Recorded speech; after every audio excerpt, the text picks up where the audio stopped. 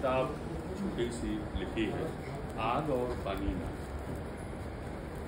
मेरे लिए बनारस क्या है, मैं बनारस को कैसे जानता हूँ। बनारस, गंगा, विश्वनाथ जी, संकट मोचन, बनारस के अपने अंतर्विरोध, बनारस का उत्तर जीवन। बनारस रोज मरता है, रोज एक शव जो है कंधे पर पतली गलियों से गंगा की ओर जाता है, रोज मरता है और कभी नहीं मरता। अमरत्व का वरदान भी है उसको। और एक संस्कृत का श्लोक है जो 12 लोग सुनाते हैं, मरणम मंगलम यत्र विभूतिश्य विभूषणम कौपीनम यत्र कौशेयम साकाकी हमायते। मरण जहाँ मंगल है और चिता की जो भस्म है उसको विभूति कहा जाता है। वो जो है विभूषण है, वही सबसे बढ़िया गहना है बनारस का। कौपीनम यत्र कौशेयम, अवघड़ साधु जो होते हैं सिर्फ लंगोट पहनते हैं, एक बहुत छोटा कपड़ा जो बस शरीर उसमें छिपा हुआ है, बस अश्लीलता के भेद का उल्लंघन करता हुआ।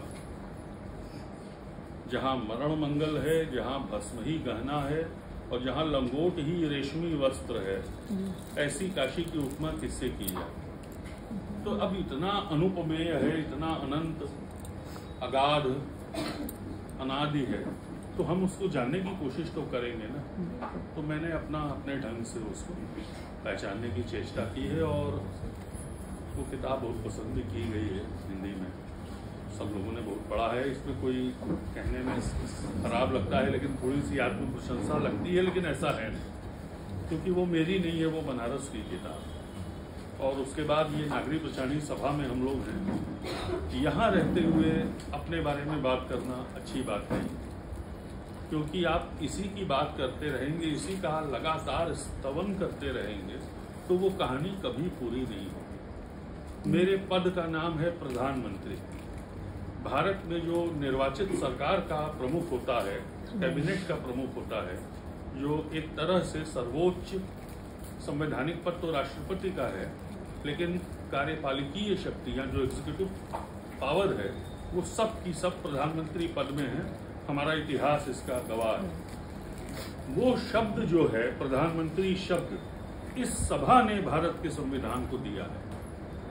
ये शब्द हम 1903 से इस्तेमाल कर रहे हैं। भारत का संविधान 26 जनवरी 1950 को लागू हुआ है। शब्द हमने दिया। राष्ट्रपति शब्द हमने दिया। इन्वायरमेंट को पर्यावरण कहा जाएगा, शब्द हमने दिया। मुद्रास्फीति शब्द हमने दिया। जैसे टकसाल में नोट करेंसी छपती है, वैसे इस संस्था ने शब्दों को उनका पारिभाषिक मानी दिया। उस भारत में जो पराधीन था, पराधीन देश की प्रायः पराधीन भाषा को स्वाधीन अर्थ दिया। तो एक स्वाधीनता की लड़ाई जो है सिर्फ सड़क पर नहीं लड़ी जाती, वो हमारे मन में चलती होती है। हमारे पास भाषा होनी चाहिए। अंग्रेजी नहीं तो क्या, अंग्रेजी का कोई विकल्प नहीं है, मुझे पता है, निर्विकल्प हैं हम, क्योंकि वो एपिस्टोमोलॉजी की भाषा है, ज्ञान मीमांसा की भाषा है, दुनिया को जोड़ने की भाषा है। लेकिन वैसे ही हिंदी भी है। आप देखिए जो कितनी बोलियां थी, सबको मिला मिला के 20वीं सदी की शुरुआत में नागरिक प्रचारणी सभा ने कई काम किए। हमारे यहाँ जो सरकारी कामकाज था और अदालतें थी, सब 2 ही भाषाएं जानती थी, पहली अंग्रेजी और दूसरी बोलचाल की उर्दू, जिसे फारसी में लिखा जाता था। हिंदी कहीं नहीं थी। नागरिक प्रचारणी सभा ने अदालतों में हिंदी के प्रवेश को लेकर के एक बहुत बड़ा आंदोलन चलाया और पूरे उत्तर भारत में सभा के कार्याधिकारी, सभा के सदस्य गए और लोगों को जागरूक किया। छोटी छोटी मीटिंग्स की, जैसे तब की कांग्रेस करती होगी, लोगों को जगाने का काम किया और 60,000 हस्ताक्षर एक मेमोरियल पर इकट्ठा किए, जिसका नाम था code character and primary education, और जिसे 2.5 साल की मेहनत से महामना मदन मोहन मालवीय ने लिखा था। 2.5 साल के श्रम से। एक निबंध लिखने में 2.5 साल लगाए मालवीय जी महाराज। बहुत लंबा। इतना बड़ा वकील, इतना व्यस्ततम मनुष्य। और ये बात है बिल्कुल 20वीं सदी की शुरुआत की, 1903 के आसपास की संभवतः। और वो जो हमारे प्रांत के गवर्नर थे, लेफ्टिनेंट गवर्नर थे, एंटनी मैकडोनल्ड साहब, उनको दिया गया 60,000 हस्ताक्षरों के साथ। और तब के जो बड़े बड़े लोग थे, जो एक अर्थ में जनता के अनिर्वाचित प्रतिनिधि थे, राजे महाराजे, रईस, अमीर उमरा, और उनके बीच में मालवीय जी महाराज, इन लोगों ने मिल के दिया। सरकार को मुश्किल थी।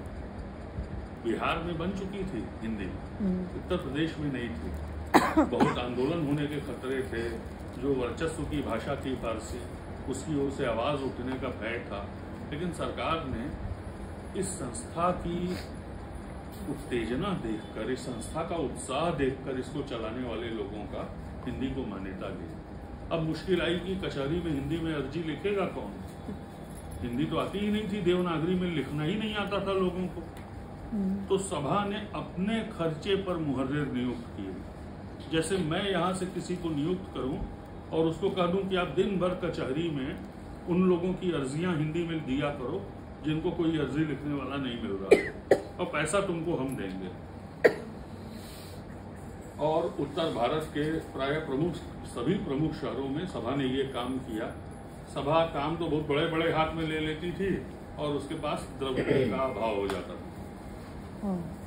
तो ये काम भी फिर, लेकिन ये ऐसा काम था कि जो अपने आप चल निकला। हिंदी की पाठशाला खोली सभा ने। हिंदी की शॉर्ट हैंड राइटिंग जो है उसका आविष्कार यहीं पर हुआ है। एक व्यक्ति थे निष्कामेश्वर मिश्र नाम के सर, उन्होंने हिंदी की संकेत लिपि खोजी, बनाई अंग्रेजी की तर्ज पे। और उसके पहले 3 विद्यार्थी जो है वो महान 3 लोग थे, जिसमें पहला नाम है लाल बहादुर शास्त्री, दूसरा नाम है TN सिंह जो आगे चल के यूपी के मुख्यमंत्री बने, और तीसरे अलगू राम शास्त्री जो बहुत बड़े स्वाधीनता सेनानी थे लेकिन सक्रिय राजनीति में नहीं आए। और कटक कांग्रेस की 1910 में जो रिपोर्टिंग हुई वो हिंदी में शॉर्ट हैंड का पहला इस्तेमाल था। लाल बहादुर शास्त्री ने वो रिपोर्टिंग की थी। पूरी प्रोसीडिंग जो है संकेत लिपि में लिखी थी। उस लिपि का नाम था निष्काम संकेत लिपि। हमारे यहाँ जो विद्यालय था उसका नाम भी यही था, निष्काम संकेत लिपि विद्यालय। हिंदी में टाइपराइटर बना, यहाँ पे टाइपिंग सिखाई जाती थी। और एक और तो ये काम था, दूसरी ओर सभा ने उसी समय के आसपास, सभा का ये ख्याल था जो कि सही भी था, कि राजे रजवाड़ों के यहाँ मठों मंदिरों में, खास तौर पर राजस्थान में महलों में, और उत्तर भारत की धर्मप्राण जनता के घर घर में बहुत सारे ग्रंथ ऐसे पड़े हैं जो हाथ से लिखे गए हैं। उनको इकट्ठा किया जाए तब ये पता लगेगा कि हमारा साहित्य क्या है। हमको तो यही नहीं पता था कि हम क्या हैं।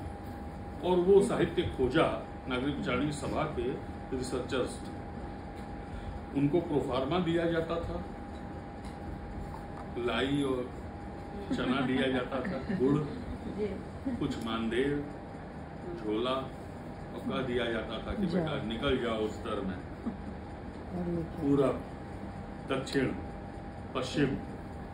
और निकले महापंडित राहुल सांकृत्य आए और खच्चरों पर लाद के ले आए तिब्बत से त्रिपिटक की पांडुलिपियां। ऐसे ही दुनिया उन्हें त्रिपिटकाचार्य नहीं कहती। उसके मूल में नागरिक प्रचारणी सभा है। और सारे ग्रंथ कहाँ से मिला? रामचरितमानस लिखा हुआ याद था लोगों को, ठीक है, मान गए। लिखा हुआ कहाँ से मिला? कैसे गीता प्रेस ने छापा? गीता प्रेस 1913 में स्थापित हुआ है और हमने तुलसी की ग्रंथावली 1913 में ही प्रकाशित की है। उसका क्रिटिकल एडिशन आचार्य रामचंद्र शुक्ल के संपादन में लंबी भूमिका के साथ जो हमने छाप दिया, वही गोस्वामी तुलसीदास हो गए। ये कहने के लिए माफ किया जाए मुझे, लेकिन ये सच है। जो हमने छाप दिया वही कबीर हो गए। जो हमने छाप दिया वही मलिक मोहम्मद जायसी। कोई जानता नहीं था मलिक मोहम्मद जायसी कौन है। रामचंद्र शुक्ल आ रहे थे एक यात्रा से, एक भिखारी जो है अवध के पास, अवध में उनको गाता हुआ मिला जायसी का पद। उन्होंने कहा कहाँ से पढ़ा है? कि हमारे यहाँ तो सब लोग गाते हैं। तो उतर गए ट्रेन से, बोले कि हमको ले चलो अपने गांव। वहां पर उनको पद्मावत की प्रति मिली, अखरावट मिला, आखिरी कलाम मिला। वही 3 रचनाएं हैं जायसी की, जिस पर जायसी ग्रंथावली एडिट हुई। कबीर का मूल ग्रंथ जो है, आदि ग्रंथ जिसे कहा जाता है, और जिसे पढ़ने के लिए दुनिया भर के विद्वान, लिंडा हेस से लेकर के वो जो जिनकी वो भक्तमाल का जिन्होंने अंग्रेजी में अनुवाद किया है सर, डेविड लोरेंजन, और हाइडेलबर्ग से वसुधा डालमिया आदि आदि सारे लोगों ने नागरिक पिछाड़ी सभा के पुस्तकालय का और वहाँ मौजूद हस्तलिखित ग्रंथों का इस्तेमाल किया। तो सभा ने उन हस्तलिखित हिंदी ग्रंथों से अपने एसेट का परिचय कराया दुनिया से कि हमारे पास है क्या, हम क्या हैं, हिंदी क्या है, कब से हिंदी। जिहाल मस्ती मुकुंद रंजिश वहां से शुरू करके अमीर खुसरो के पदों से एक नार ने अचरज किया, सांप मार पिंजरे में दिया, ये पहली जो है ये भी हिंदी है। और पृथ्वीराज रासो की हिंदी भी, भल्ला हुआ जो मारिया बहिणी हमारा कंत, ये भी हिंदी है। वहां से लेकर के आज व्योम शुक्ल तक ये हिंदी है, ये बताया नागरिक पिछाड़ी सभा ने। उस भाषा का 1000 वर्षों का प्रायः इतिहास दुनिया के सामने रखा।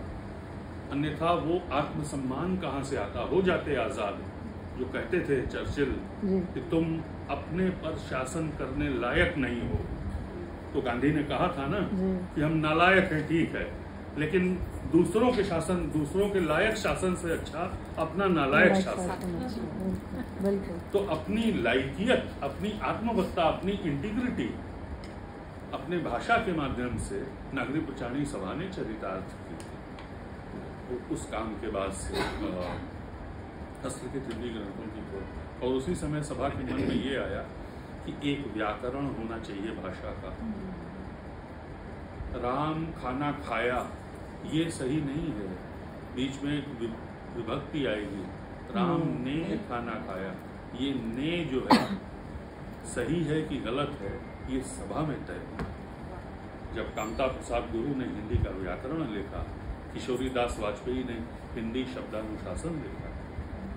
साहित्य का कोई इतिहास नहीं था हमारे पास व्यवस्थित और क्रमबद्ध। कवियों के संग्रह थे कि भाई उन सबकी 5-5 कविताएं एक में इकट्ठा हैं। ग्रियर्सन ने, शिव सिंह सरोज के माध्यम से, और ऐसे कुछ मिश्र बंधु विनोद ने बड़ा प्रयास माना जाता है। आचार्य रामचंद्र शुक्ल ने हिंदी साहित्य का इतिहास लिखा, और 25 साल की मेहनत से लगातार हिंदी शब्द सागर नाम का वो विशाल कोश तैयार हुआ, 1 लाख शब्दों का, जो हिंदी का पहला और हिंदी क्या किसी भी भारतीय भाषा का सबसे वृहद और प्रामाणिक कोश है, और जिसमें हर एक शब्द की व्युत्पत्ति दी है। उस निरुक्त की, मतलब जो संस्कृत वाली स्टाइल है, जैसे कोई भी शब्द उसमें जब आता है तो एक विधि है कि जैसे सर लटकना, तो लटकना की व्युत्पत्ति करते हुए लटकना शब्द का इस्तेमाल नहीं करना। उस शब्द सागर ने कसम खाई हुई है, ऐसे झूलते रहना कि आप चल न रहे हो किसी वस्तु का। लटकना शब्द नहीं आएगा। ये जो तो बहुत बड़ा काम था वो, उसी की भूमिका के तौर पे साहित्य का और भाषा का इतिहास प्रकाशित हुआ यहाँ।